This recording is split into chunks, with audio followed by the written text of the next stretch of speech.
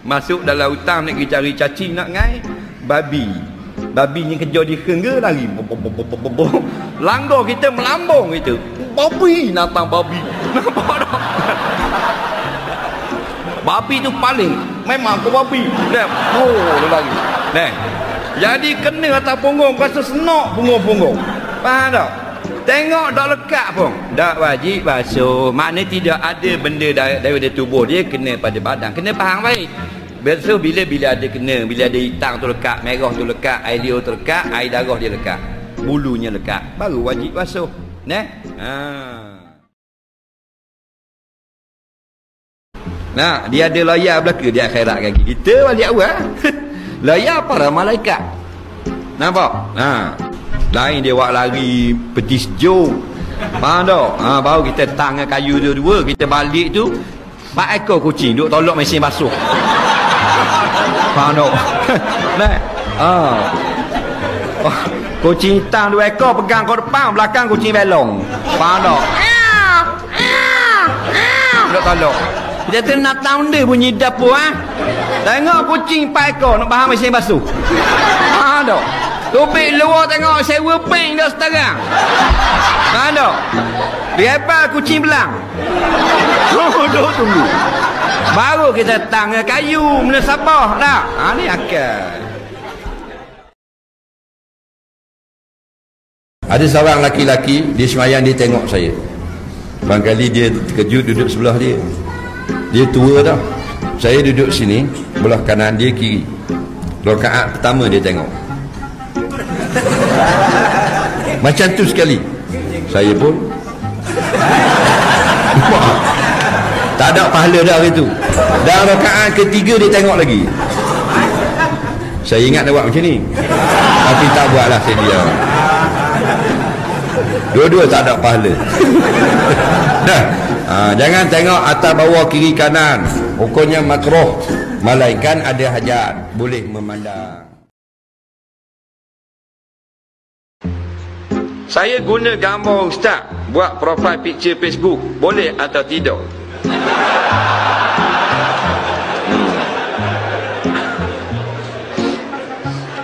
Gambar dia dah handsome tu.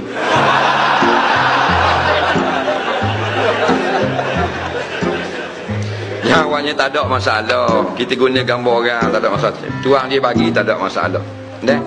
Jangan ambil gambar orang ya bukan gitu. Marah di tuang dia. Awak saya tak ada masalah.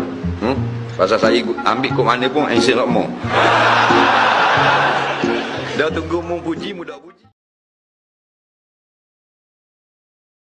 Umurnya berapa? Umur 9. 9 tahun. Sekolah mana? Darul Taqwa. Darul Taqwa. Naik apa pergi sekolah? Tangga.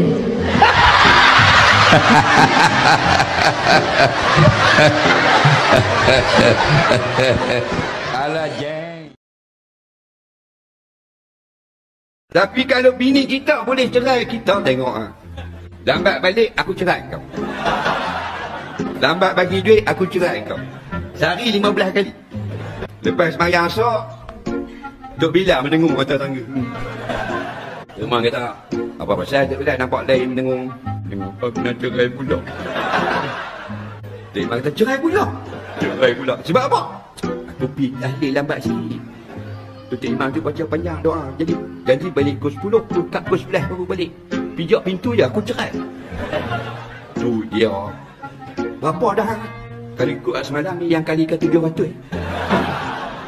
Dia Imam kata tu dia dah siap. Aku baru 400 lebih. Jangan marah perempuan Kucing hitam tak boleh lakar banyak ni tengok. Cek-cek itu. Jangan kucing hitam. Kucing hitam jangan biar ada tahu mu. Kucing tu jengok je. Bukan nak lakar mayat, nak pergi dapur. Tengok orang marah. Nak. Oh, nya terajam lambung. Pak lagi nanya ke kucing. Kucing hitam lalu je. Oh, sepak. Faham? Kalau lakar mak kita bangun semula, biarnya lakarnya lah. Jadi hidup semula. Tahu tak? 10 tahun lagi mati pula. Wih, lakar pula. Tapi dah kebodoh.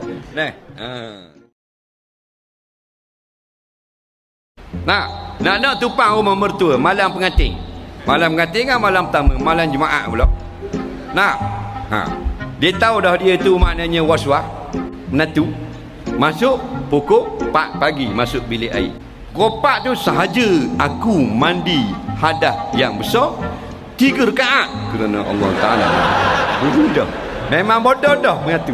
Dah. Pukul 6 tu dak keluar lagi, bunyi lagi dalam. Astaghfirullahalazim.